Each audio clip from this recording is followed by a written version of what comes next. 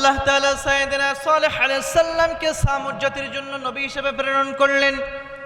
তিনি যখন তাদের ওই গোষ্ঠীর ভিতরে গেলেন, যাওয়ার পরে সর্বপ্রথম তিনি কি বলেছিলেন তাদেরকে শুনেন। আল্লাহ তাআলা কোরআনুল কারীমে সূরাতুল আ'রাফের ৭০ নম্বর আয়াতের ভিতরে বললেন, ওয়া ইলা সামুদ আখাহুম সালিহা قال يا قوم اعبدوا الله ما لكم من إله غيره। আর সামুদ জাতির কাছে আমি তাদের ভাই সালেহ আলাইহিস সালামকে পাঠিয়েছিলাম। তিনি তখন তাদের কাছে যেয়ে বললেন, হে আমার জাতি, তোমরা একমাত্র আল্লাহ তাআলার ইবাদত বন্দেগী করো, তিনি ছাড়া তোমাদের আর কোনো উপাস্য নাই। এখান থেকে আপনার আমার জন্য শিক্ষা রয়েছে, এই পৃথিবীতে শুধুমাত্র সালেহ নয়, যতগুলো নবী প্রেরিত হয়েছে নূহ থেকে নিয়ে একেবারে মুহাম্মদুর রাসূলুল্লাহ সাল্লাল্লাহু আলাইহি ওয়াসাল্লাম, যতগুলো নবী প্রেরিত হয়েছে এই প্রত্যেকটা নবীগুলো তারা সর্বপ্রথম তাওহীদের দাওয়াত দিয়েছিলেন। তারা বলেছিল এক আল্লাহ তাআলা এক, আল্লাহ ছাড়া উপাস্য আর কেউ নাই, তার নবীদের প্রতি তোমরা ঈমান আনো, খবরদার মূর্তি পূজা শিরকি সব কিছু বাদ দাও। এমনভাবে যখন বলার পরে এবার তাদেরকে তিনি আরো কি বলেছিলেন দেখেন।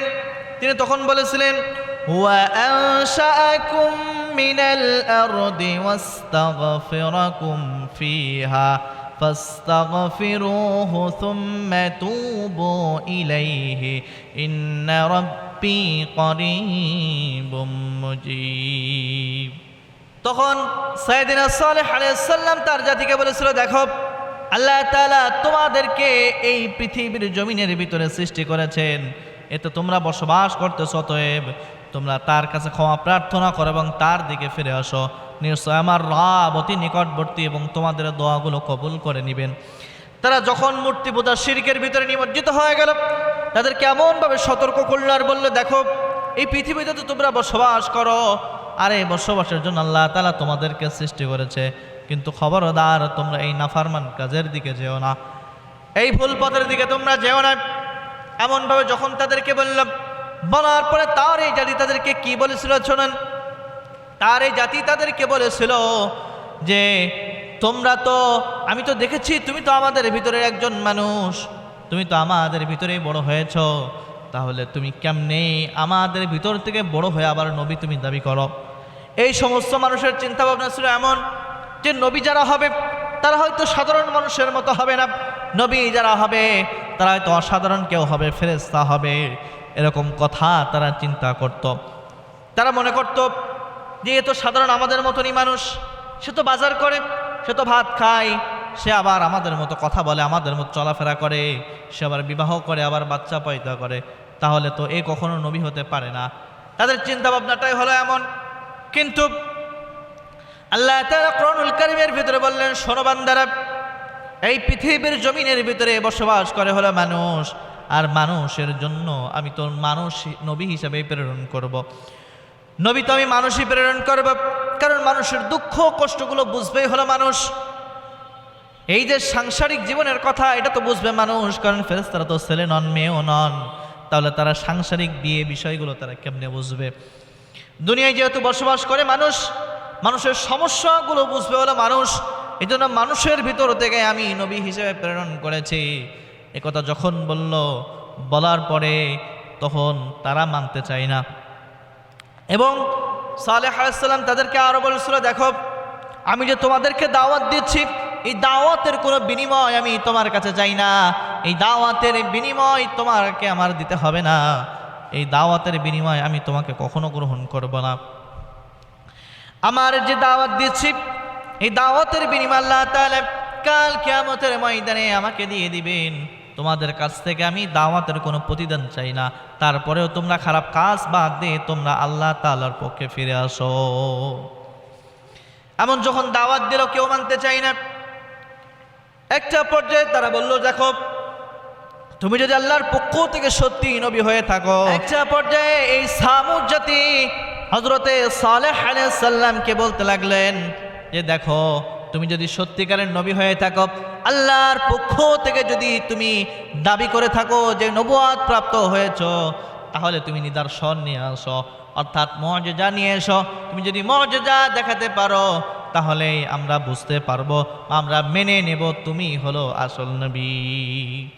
এমনভাবে যখন বললেন, বলার পরে তিনি আল্লাহ তাআলার কাছে যখন দোয়া করলেন, দোয়া করলে আল্লাহ তাআলা তাকে একটা নিদর্শন দিলেন, একটা মুআজিজা দিলেন। এবার তিনি সমস্ত তার জাতিদেরকে ডাক দিলেন, ডাক দিয়ে একত্রিত করলেন।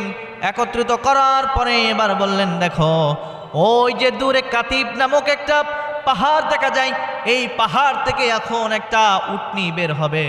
এই উটনিটা যখন বের হবে, বের হওয়ার পরেই তোমাদের সামনে বাচ্চা দিবে এবং তোমাদের সামনে তার নিদর্শনগুলো দেখাবে। সমস্ত মানুষগুলো আশ্চর্য হয়ে গেল, বলল, হ্যাঁ আমরাও দেখতে চাই। যদি তুমি এই পাহাড় থেকে এখনই যদি তুমি উটনি বের করতে পারো, আর এই উটনি এসে আমাদের সামনে যদি বাচ্চা দেয়, তাহলে আমরা তোমার দাওয়াতগুলো কবুল করব, তাহলে আমরা মুসলমান হয়ে যাব এবং আমরা সমস্ত কাজ বাদ দিয়ে আমরা আল্লাহ তাআলার ইবাদত বন্দেগীর ভিতরে লিপ্ত হব। এবার তিনি আল্লাহ তাআলার কাছে যখনই দোয়া করলেন, দোয়া করার পর দেখলেন বিকট একটা আওয়াজের মাধ্যমে ওই দূরে যে পাহাড় রয়েছে, ওই পাহাড় থেকে দেখলো একটা বিরাট একটা উটের বাচ্চা সেখান থেকে বের হলো। একটা উটনি যখন বের হলো, সেই উটনিটা আবার গর্ভবতী হয়েছিল এবং তাদের সামনে যখন আসলো, আসার পরে তাদের সামনেই সেখানে বাচ্চা প্রসব করলো এবং আবার সাথে সাথে দুধও তাদের সামনে দিতে থাকলো।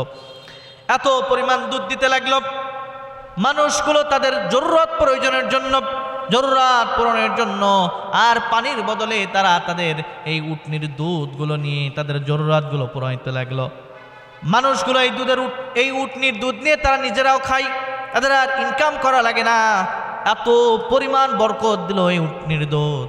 এবং এই উটনি যেই কুয়ার ভিতরে পানি পান করত, সেই দিন যদি পানি পান করত তাহলে আর কোনো মানুষ ওই কুয়া থেকে আর পানি নিতে পারত না, কারণ সে তো সাধারণ কোনো উটনি নাই, আল্লাহর পক্ষ থেকে একটা নিদর্শন সমূহ।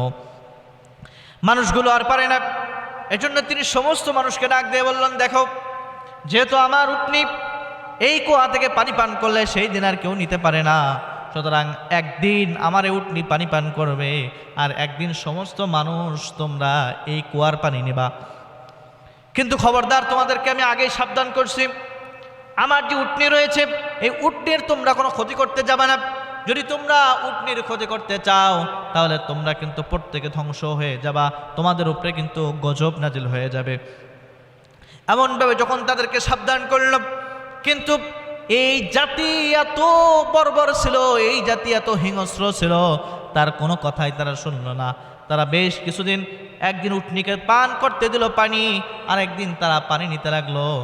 বেশ কিছুদিন যাওয়ার পরে তারা আর এটা সহ্য হয় না, তারা বলতে লাগলো, আমরাই প্রত্যেক দিন এই পানি গ্রহণ করব, একদিন পর পানি নিতে পারবো না।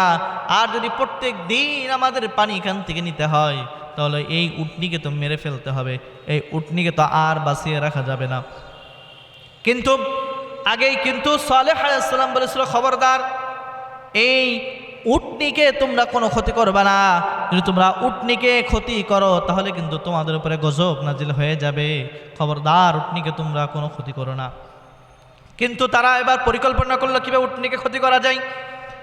তারা একজন বেশ্যাকে ঠিক করলো, একজন নারীকে ঠিক করলো, আর সেই নারীটা বেশ কিছু যুবককে প্রলোভন দেখালো, বলল, দেখো তোমরা যদি ওই উটনিকে হত্যা করতে পারো তাহলে আমার সর্বস্ব তোমাদেরকে আমি দিয়ে দেব, তোমরা আমার সাথে যা খুশি তাই করতে পারবা, আমি তোমাদের সব কিছু ফ্রি করে দেব।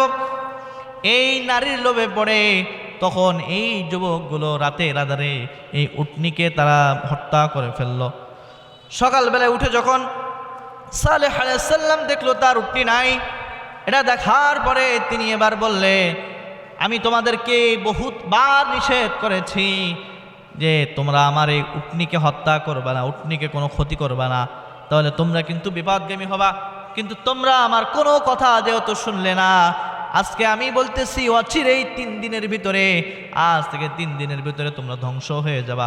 তোমাদেরকে 3 দিন সময় দিলাম, যদি 3 দিনের ভিতরে তোমরা তাওবা করে ফিরে আসতে পারো তাহলে আল্লাহ তাআলা তোমাকে মাফ করে দেবে, আমিও মাফ করে দিব।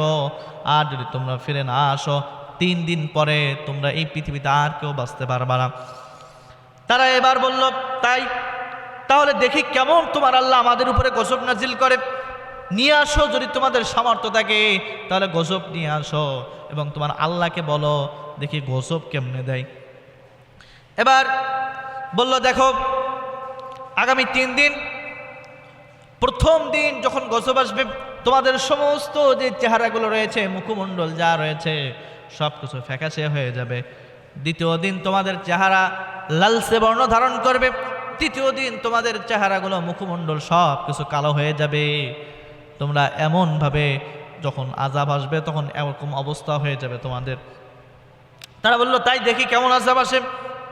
তারা এত বর্বর জাতি। তারা এবার বলল, আযাব যেহেতু আসবে আমরা সুন্দর করে সেজে নেই।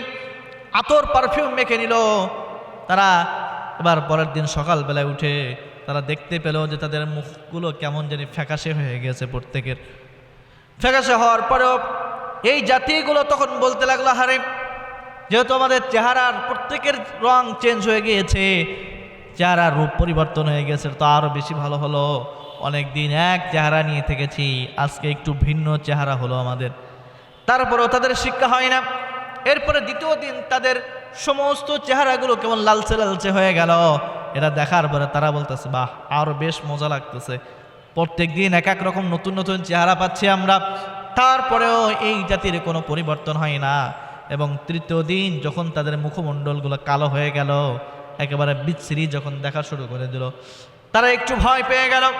তারা বলল যে এই সালেহ আলাইহিস সালামের জন্য আমাদের অবস্থা এমন হয়েছে, সুতরাং আমরা এই সালেহ আলাইহিস সালামকে এই দুনিয়া থেকে বিদায় করে দিব, এই সালেহ আলাইহিস সালামকে আমরা বাঁচতে দিব না। সমস্ত মানুষ মিলে যখন জোট বেঁধে তার কাছে আসতে যাচ্ছিল, আল্লাহ তাআলা তখন তাদেরকে এই পৃথিবী থেকে ধ্বংস করে দিয়েছিল।